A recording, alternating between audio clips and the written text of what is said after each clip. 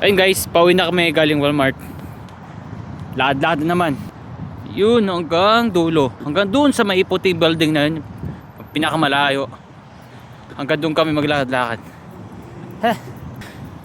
Medyo nakakahingal na din. Nakakahingal na pala guys kapag tumataba. Grabe. Hindi ko na masyadong dati medyo malakas pa yung resistensya ko sa paglalakad, nga hindi na.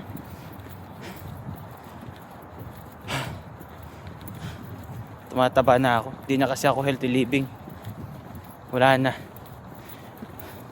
Mahina na ang katawan. Tumatanda na ako. So yun lang guys. Bye bye. See you. Thanks for watching my videos. God bless.